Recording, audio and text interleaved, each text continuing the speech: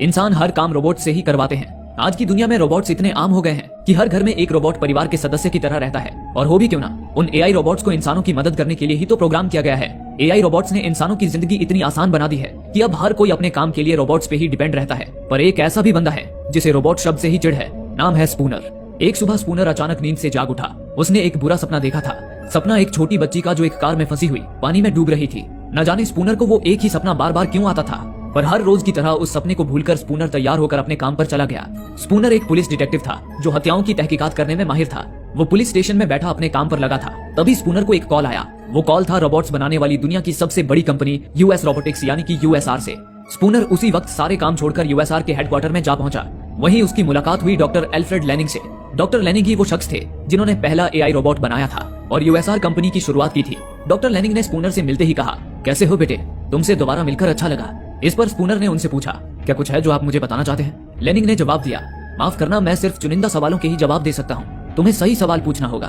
तभी स्पूनर सीधे मुद्दे पर आया और पूछा, आपने अपनी जान क्यों ली? इस पर लेनिंग ने कहा, यही तो वो सवाल है डिटेक्टिव, जिसका जवाब ढूंढने के लिए मैंने तुम्हें बुलाया है। इतना कहकर लेनिंग गायब हो गए। ये बात चौंकाने वाली जरूर थी, लेकिन हकीकत यही थी। दरअसल अपने ऑफिस की बिल्डिंग से गिरकर डॉक्टर लेनिंग की मौत हो चुकी थी और अभी अभी स्पूनर ने जिससे बात की थी वो असल में डॉक्टर लेनिंग का एक होलोग्राफिक प्रोजेक्शन था, जिसे लेनिंग ने खास स्पूनर के लिए ही प्रोग्राम किया था। लेनिंग उस प्रोजेक्शन डिवाइस के साथ ही बिल्डिंग से गिरे थे, जिसके बाद उस डिवाइस ने ऑटोमेटिकली स्पूनर को कॉल करके वहां बुलाया था। लेनिंग का वो होलोग्राफिक रूप सिर्फ उन्हीं सवालों के जवाब दे सकता था जिसके लिए उसे प्रोग्राम किया गया था। अब स्पूनर समझ चुका था कि वो डिवाइस एक सुराग है और उसके वहां होने का मतलब है कि लेनिंग की मौत के पीछे जरूर कोई वजह है और लेनिंग चाहते हैं कि स्पूनर उनकी मौत की वजह का पता लगाए। इस सिलसिले में स्पूनर सबसे पहले कंपनी के सीईओ रॉबर्टसन से मिला, जिसने स्पूनर को लेनिंग के मौत की तहकीकात की पूरी छूट दे दी और साथ ही उसने अपने कंपनी की एक एम्प्लॉय को भी स्पूनर का साथ देने के लिए भेजा। वो एम्प्लॉय थी डॉक्टर केल्विन, जो रोबोट्स की साइकोलॉजिस्ट थी। वो लेनिंग के साथ रोबोट्स के आर्टिफिशियल ब्रेन पर रिसर्च करती थी। स्पूनर से मिलने पर केल्विन ने उसे बताया, मैंने डॉक्टर लेनिंग की साइकिक प्रोफाइल की जांच की थी। लेनिंग ने खुद को दुनिया से दूर कर लिया था। उनका पूरा समय बस मशीनों और रोबोट्स के साथ ही बीत रहा था। इस पर स्पूनर ने कहा, क्या तुम्हें लगता है लेनिंग अपने अकेलेपन की वजह से डिप्रेशन में चले गए होंगे, इसलिए उन्होंने अपनी जान दी? लेकिन केल्विन ने कहा, ऐसा हो सकता है, लेकिन ये अजीब बात है कि लेनिंग तो अपने कामयाबी की मुकाम पर थे। हम कुछ ही दिनों में उनके बनाए अब तक के सबसे एडवांस एआई रोबोट्स NS5 को दुनिया भर में डिस्ट्रीब्यूट करने वाले थे। लेनिंग का सपना था कि हर 5 इंसानों के बीच उनकी मदद के लिए हमारा एक NS5 रोबोट हो और उनका ये सपना पूरा होने वाला था। मुझे समझ नहीं आ रहा कि फिर भी उन्होंने अपनी जान क्यों दी होगी। तभी स्पूनर ने पूछा, क्या यहाँ सिक्योरिटी कैमरे लगे हुए हैं? इस पर केल्विन ने स्पूनर को दीवार पर लगे नीले रंग के स्ट्रिप्स दिखाते हुए बताया, ये सेंसर स्ट्रिप्स हैं जो सिक्योरिटी कैमरे की तरह काम करते हैं और 24 घंटे बिल्डिंग की निगरानी करते हैं। ये सेंसर स्ट्रिप्स इस बिल्डिंग में हर जगह मौजूद हैं और इन्हें कंट्रोल करती है विकी, यानी कि virtual interactive kinetic intelligence. Vicky दरअसल एक सुपर कंप्यूटर है जो इस बिल्डिंग के सिक्योरिटी सिस्टम के साथ ही साथ शिकागो शहर के सिक्योरिटी सिस्टम और ट्रैफिक को भी कंट्रोल करती है। इसके बाद केल्विन ने स्पूनर को बिल्डिंग के बीचों बीच ऊपर की ओर लगा एक डिवाइस दिखाया और बताया, ये सुपर कंप्यूटर विकी का ब्रेन है। विकी ही लेनिंग का पहला आविष्कार थी। ये बताने के बाद केल्विन ने कहा, विकी। उसके ये कहते ही वहाँ सुपर कंप्यूटर विकी का एक होलोग्राफिक रूप प्रकट हो गया। स्पूनर ने बिना देरी किए विकी से कहा, विकी मुझे लेनिंग के लैब की फुटेज दिखाओ, उनके बिल्डिंग से कूदने के 1 मिनट पहले की फुटेज। इस पर विकी ने अपना डेटा स्कैन किया, फिर कहा, माफ कीजिए सर, वो डेटा करप्ट हो चुका है। ये सुन स्पूनर ने कहा, ठीक है तो कल से लेकर अब तक की लैब के बाहर की फुटेज ही दिखा दो। इस पर विकी ने उन्हें लैब के बाहर की फुटेज दिखाई, पर उस फुटेज में उन्हें लैब के अंदर आता जाता कोई भी संदिग्ध नजर नहीं आया। स्पूनर और केल्विन को ये बात अजीब लगी। फिर वे दोनों लेनिंग के लैब के अंदर आ गए। स्पूनर ने देखा कि लेनिंग के लैब के अंदर ही उसका बेड लगा हुआ था। इसके बाद स्पूनर सीधा टूटे हुए कांच के विंडो के पास पहुंचा जहां से लेनिंग नीचे गिरे थे। वहीं एक स्टूल पर उसे हैंसल और ग्रेटल कहानी की किताब मिली। स्पूनर ने उस किताब को स्टूल से हटाया और उस स्टूल को एक दूसरे कांच के विंडो पे दे मारा, पर उस लोहे की स्टूल की जोरदार वार से भी कांच की विंडो पर केवल दरार ही आ पाई। स्पूनर ने केल्विन से कहा, देखा तुमने, ये एक प्रोटेक्टिंग ग्लास है। क्या बूढ़े लेनिंग में इतनी ताकत थी कि वो इसे तोड़ते हुए नीचे कूद पाते? जरूर किसी ने उन्हें यहाँ से नीचे फेंककर उनकी हत्या की है। लेकिन केल्विन ने कहा, हो सकता है लेनिंग ने यहाँ से कूदने का भी कोई तरीका निकाल लिया हो, क्योंकि इस लैब में कोई भी बिना आईडी के नहीं घुस सकता। और तुमने देखा ना कि कोई भी संदिग्ध लैब के अंदर नहीं आया। क्या इससे साबित नहीं होता कि लेनिंग की मौत हत्या नहीं बल्कि सुसाइड है? ये सुन स्पूनर ने एक नजर लैब के चारों ओर डाली। वहाँ हर तरफ रोबोट्स के पुर्जे रखे हुए थे। स्पूनर ने कहा, अगर बाहर से कोई अंदर नहीं आया तो ऐसा भी तो हो सकता है कि लेनिंग को मारने वाला इस वक्त अंदर ही मौजूद हो। ये सुनकर केल्विन समझ गई कि स्पूनर रोबोट्स की बात कर रहा है। केल्विन ने कहा, यह नामुमकिन है। हम अपना हर रोबोट रोबोटिक्स के 3 नियमों को ध्यान में रखकर प्रोग्राम करते हैं। एक बार को सूरज रात में निकल सकता है, लेकिन कोई रोबोट कभी किसी इंसान को नुकसान पहुंचा ही नहीं सकता। तभी स्पूनर ने अपनी गन निकाल ली और एक रोबोट के स्पेयर पार्ट्स वाले बक्से को चेक करता हुआ बोला, तब क्या होगा अगर इन रोबोट्स ने अपने प्रोग्राम को बदलना सीख लिया? स्पूनर ने इतना कहा ही था कि तभी उस बॉक्स से एक रोबोट उछलकर बाहर निकला और स्पूनर की गन को लात मारता हुआ गुलाटी मारकर एक जगह पर आ खड़ा हुआ। उसे देख स्पूनर ने अपनी जूते में छुपाई गन निकालकर उस पर तान दी। तभी केल्विन बोली, शांत हो जाओ स्पूनर, ये हमारी नई टेक्नोलॉजी का रोबोट है।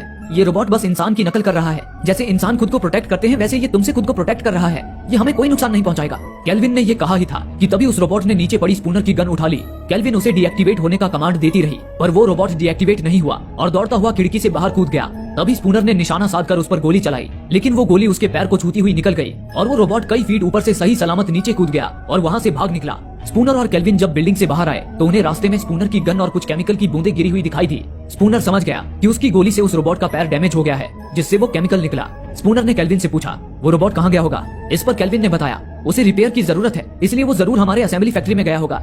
ये सुन स्पूनर ने फौरन अपनी पुलिस टीम को उस भागे हुए रोबोट के बारे में इतला कर दिया और केल्विन के साथ उनके असेंबली फैक्ट्री में जा पहुंचा। उस फैक्ट्री में ही रोबोट्स को बनाया जाता था, लेकिन वहाँ कोई भी वर्कर्स नहीं थे। सारा काम मशीनों और रोबोट से ही होता था, यानी कि अब रोबोट्स ही रोबोट्स को बनाते थे। केल्विन स्पूनर को एक बड़े से हॉल में ले आई जहाँ कई सारे रोबोट्स असेंबली प्रोसेस से निकलकर आगे के प्रोसेस में जाने के लिए तैयार खड़े थे। केल्विन ने स्पूनर को बताया हमारी ये फैक्ट्री एक दिन में कुल 1000 NS5 रोबोट्स बनाकर तैयार करती है, उस हिसाब से यहाँ 1000 रोबोट्स होने चाहिए। ये बताकर जब केल्विन ने डेटा स्कैन किया तो पाया कि वहाँ 1001 रोबोट्स मौजूद थे, यानी कि वो भागा हुआ रोबोट वहाँ रिपेयर होने आया था और उन रोबोट्स के बीच कहीं छुपा हुआ था। लेकिन वे सभी रोबोट्स एक जैसे थे, जिस कारण उनमें उस छुपे हुए रोबोट को पहचान पाना मुश्किल था। स्पूनर ने केल्विन से पूछा क्या तुम्हारे पास कोई तरीका है इनमें से उस छुपे हुए रोबोट को पहचानने का। इस पर केल्विन ने कहा बस एक ही तरीका है, मुझे 1 by 1 सबसे पूछताछ करनी होगी, तभी मैं उस छुपे हुए रोबोट का पर्दाफाश कर पाऊंगी, लेकिन उसमें 3 हफ्ते लग जाएंगे। पर स्पूनर के पास इतना वक्त नहीं था, इसलिए अब उसने अपना तरीका आजमाना शुरू किया। स्पूनर ने उन रोबोट्स को कमांड देते हुए कहा रोबोट्स तुम में से कोई भी अपनी जगह से नहीं हिलेगा। इस पर सारे रोबोट्स ने कमांड कंफर्म किया। उसके बाद स्पूनर ने एक रोबोट पर बंदूक तान दी और बोला वो भागा हुआ रोबोट हमारे कमांड को फॉलो नहीं करता, इसलिए वो अपना बचाव जरूर करेगा। ये कहकर स्पूनर ने उस रोबोट के सिर पर शूट कर दिया। वो रोबोट धाराशाही हो गया। उसके बाद स्पूनर ने दूसरे रोबोट के सिर पर बंदूक तान दी। तभी वो रोबोट अचानक स्पूनर के सामने आया और उसे किसी गेंद की तरह उछालकर दूर फेंक दिया और फैक्ट्री का शटर तोड़कर बाहर आ गया। लेकिन बाहर पुलिस की पूरी टीम उसके ही इंतजार में खड़ी थी। उन्होंने एक जाल फेंककर उस रोबोट को धर दबोचा और उसे अपनी कस्टडी में ले लिया। कुछ देर बाद स्पूनर पुलिस स्टेशन पहुंचा। उस वक्त उस रोबोट को इंटेरोगेशन रूम में कड़ी सिक्योरिटी के साथ रखा गया था। स्पूनर सीधे इंटेरोगेशन रूम में आया और गुस्से में रोबोट से पूछा तुमने डॉक्टर लेनिंग को क्यों मारा। इस पर रोबोट ने कहा मैंने डॉक्टर लेनिंग को नहीं मारा, वो तो मेरे पिता थे, वो मुझे इंसानों के सारे तौर तरीके सिखाते थे। ये सुनकर स्पूनर बोला अगर तुमने उन्हें नहीं मारा तो तुम क्राइम सीन में छुपने की कोशिश क्यों कर रहे थे। रोबोट ने कहा क्योंकि मैं डर गया था। ये सुन स्पूनर ने कहा डर, भला तुम रोबोट्स कब से डरने लगे। रोबोट्स के अंदर इमोशंस नहीं होते, उन्हें ना भूख प्यास लगती है और ना उन्हें नींद आती है। तभी रोबोट बोल पड़ा पर मुझे नींद आती है और मुझे सपने भी आते हैं। ये सुनकर स्पूनर ने कहा फिर तो मुझे लगता है कि लेनिंग तुम्हारे अंदर इंसानों के सारे इमोशंस डालने की कोशिश कर रहे थे और उसी कोशिश में तुम कंट्रोल से बाहर चले गए होंगे और तुमने लेनिंग की हत्या कर दी होगी। क्यों, मैंने सही कहा ना, टीन के डिब्बे। तभी ये सुनते ही उस रोबोट ने जोर से टेबल पर हाथ पटका और चिल्लाकर बोला मैंने कहा ना, मैंने लेनिंग को नहीं मारा। ये सुनकर स्पूनर भी दंग रह गया। फिर उस रोबोट ने मायूसी भरे शब्दों में कहा मेरा नाम सोनी है, टीन का डिब्बा नहीं, और मैं सच कह रहा हूँ, डॉक्टर लेनिंग ने सुसाइड किया था। मैं तुम्हें बस इतना बता सकता हूँ कि लेनिंग किसी चीज से बहुत डरे हुए थे। उन्होंने मुझसे एक मदद भी मांगी थी और मुझे कसम दिया था कि मैं उस बारे में किसी को ना बताऊं। ये सुन स्पूनर ने कहा कैसी मदद। पर तभी स्पूनर का लेफ्टिनेंट यूएसआर के सीईओ रॉबर्टसन के साथ वहां पहुंच गया। हालांकि स्पूनर सोनी की पूरी तहकीकात करना चाहता था, लेकिन रॉबर्टसन ने स्पूनर और लेफ्टिनेंट को बताया कि सोनी में कुछ मैन्युफैक्चरिंग डिफेक्ट है, जिस वजह से वो इंसानों के कमांड फॉलो नहीं कर रहा है, इसलिए वे लोग उसे जल्द ही डिस्ट्रॉय कर देंगे। इस फैसले के साथ रॉबर्टसन सोनी को अपने साथ ले जाने लगा। रॉबर्टसन की पहुंच काफी ऊपर तक थी, इसलिए स्पूनर उसे रोक नहीं पाया। अब सोनी का फैसला तो हो चुका था, पर स्पूनर के लिए लेनिंग की मौत अब भी एक रहस्य बनी हुई थी। उसके दिमाग में सोनी की वो बात घूम रही थी कि मौत से पहले लेनिंग किसी चीज से डरे हुए थे। आखिर वो किससे डर रहे थे, इसका पता लगाने के लिए स्पूनर लेनिंग के बंगले में जा पहुंचा। वहां पहुंचकर उसने देखा कि बंगले के बाहर एक डिमोलिशन रोबोट खड़ा था। वो रोबोट यूएसआर कंपनी के लिए पुरानी बिल्डिंग्स को तोड़ने का काम करता था। स्पूनर ने उसे अपनी आईडी दिखाई और उसके वहां होने का कारण पूछा। इस पर उस रोबोट ने बताया मुझे कल सुबह ठीक 8 बजे इस बंगले को तोड़ने का आदेश मिला है। आदेश देने वाले हैं यूएसआर कंपनी के सीईओ रॉबर्टसन। हालांकि अभी तो सुबह के 8 बजने में काफी समय था, इसलिए स्पूनर बंगले की छानबीन करने अंदर चला गया। स्पूनर लेनिंग के ऑफिस की छानबीन में लगा था, तभी अचानक उधर अपने आप ही डिमोलिशन रोबोट की टाइमिंग चेंज हो गई। वो बंगला तोड़ने के लिए कल सुबह 8 बजे की जगह आज रात 8 बजे पर सेट हो गया और इस वक्त रात के 8 ही बज रहे थे। वो रोबोट एक्टिवेट हो गया और ये जानते हुए भी कि स्पूनर अंदर है, अचानक ही उसने अपने विशाल पंजों से वार करके बंगले को तोड़ना शुरू कर दिया। अब स्पूनर की जान पर बनाई थी। वो किसी तरह गिरता पड़ता हुआ भागा और दरवाजा तोड़कर बाहर निकल गया। स्पूनर बाल बाल बच गया। इसके बाद स्पूनर सीधा केल्विन के घर जा पहुंचा। स्पूनर के सिर पे लगी चोट देख केल्विन ने उससे पूछा आखिर तुम्हारी ये हालत कैसे हुई। इस पर स्पूनर ने कहा ये तुम्हारे डिमोलिशन रोबोट की करतूत है। कोई तो है जो मुझे लेनिंग की मौत का रहस्य पता लगाने से रोकना चाहता है, इसलिए उसने डिमोलिशन रोबोट को सुबह 8 बजे की जगह रात 8 बजे बंगला तोड़ने का कमांड दिया, जबकि मैं बंगले के अंदर था और उसे रॉबर्टसन के अलावा और कौन कमांड दे सकता है। ये सुनकर केल्विन ने कहा लेकिन रॉबर्टसन तुम्हें क्यों मारना चाहेगा। इस पर स्पूनर ने चिढ़कर कहा वजह साफ है, तुम्हारे नए NS5 मॉडल के रोबोट्स में कोई बड़ा डिफेक्ट है और ये बात लेनिंग को पता थी, लेकिन रॉबर्टसन उन नए रोबोट्स की मैन्युफैक्चरिंग में बहुत सारे पैसे लगा चुका है और अगर ऐसे में उन रोबोट्स की खामियां दुनिया के सामने आ जाती है तो रॉबर्टसन के सारे पैसे डूब जाएंगे। इस बात को दबाने के लिए ही उसने पहले लेनिंग को मरवाया होगा और अब वो मुझे भी मरवाने पे तुला है। लेकिन केल्विन को स्पूनर की किसी भी बातों पे यकीन नहीं हो रहा था। इस पर उन दोनों में बहस छिड़ गई। तभी उनकी बहस सुनकर केल्विन का पर्सनल NS5 रोबोट वहां आ गया। उसे देख स्पूनर चिढ़कर वहां से चला गया। फिर अगली सुबह USR कंपनी ने शहर में अपने नए NS5 रोबोट्स का डिस्ट्रीब्यूशन शुरू कर दिया। वो अपने सारे पुराने NS4 मॉडल के रोबोट्स को कलेक्ट करने लगे और उनके बदले लोगों को NS5 रोबोट्स सौंपने लगे। उन NS5 रोबोट्स की सबसे बड़ी खासियत थी कि वो USR कंपनी के सिस्टम से लिंक थे, जिससे कंपनी जब चाहे उनमें जरूरत के मुताबिक नए फीचर्स अपडेट कर सकती थी। वहीं स्पूनर पूरे जी जान से लेनिंग की मौत की गुत्थी सुलझाने में लगा था। वो अपने ऑफिस में बैठा लेनिंग के आखिरी इंटरव्यू को देख रहा था, जिसमें लेनिंग बोल रहे थे कि एक दिन ऐसा आएगा जब रोबोट्स भी इंसानों की तरह अपने दिमाग में अपने सीक्रेट्स रख पाएंगे। एक दिन रोबोट्स भी सपने देख पाएंगे।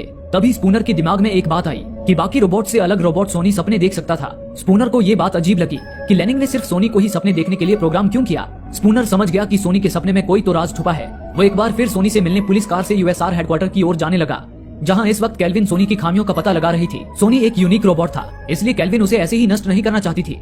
इसी दौरान रास्ते में स्पूनर ने विकी से लेनिंग और रॉबर्टसन के बीच हुई कॉल के कुछ रिकॉर्ड्स मांगे। इस पर विकी ने स्पूनर को रिकॉर्ड्स भेज दिए, लेकिन फिर विकी ने रॉबर्टसन से संपर्क किया और उसे खबर कर दी कि स्पूनर उसके सीक्रेट डेटा को रीड कर रहा है। इस पर रॉबर्टसन गुस्से में आ गया और एक ट्रांसमीटर लगाकर किसी से बोला, ये कमबख्त ऐसे पीछा नहीं छोड़ेगा। उधर दूसरी ओर स्पूनर अपनी कार को ऑटो पायलट मोड में डालकर आराम से USR के हेडक्वार्टर की तरफ बढ़ रहा था। तभी अचानक 2 कंटेनर ट्रक्स वहां आए और उन्होंने आगे और पीछे से स्पूनर की कार को घेर लिया। उसे देख स्पूनर कार को मैनुअल मोड में ले आया। इतने में ही उन कंटेनर्स का दरवाजा खुला। वो कंटेनर्स रोबोट से भरे हुए थे। अचानक ही उन रोबोट्स के अंदर लाल लाइट जल उठी और वो कंटेनर से निकलकर किसी आदमखोर भेड़ियों की तरह स्पूनर की कार पे कूद पड़े और उसे मारने की कोशिश करने लगे। लेकिन स्पूनर भी ऐसे ही हार मानने वालों में से नहीं था। वो किसी तरह उनसे बचता हुआ पूरी तेजी से कार भगाने लगा और उन्हें अपनी कार से कुचलने लगा। स्पूनर ने एक के बाद एक सारे रोबोट्स के अंजर पंजर ढीले कर दिए, लेकिन अंत में उसकी ही कार एक जगह पे आकर क्रैश हो गई, जिससे स्पूनर थोड़ा घायल हो गया। तभी उधर उस रास्ते पर कई सारे रोबोटिक ट्रक्स आ गए। चंद पलों में ही उन्होंने उस रास्ते पर टूटे हुए रोबोट्स को समेटकर स्पूनर और रोबोट्स के बीच हुई लड़ाई के सारे सबूत मिटा दिए। दूसरी ओर स्पूनर अभी खुद को संभाल ही रहा था कि तभी एक आखिरी बचे रोबोट ने अचानक उस पर एक रॉड से हमला किया, लेकिन तभी स्पूनर ने अपने एक हाथ से उस वार को झेल लिया।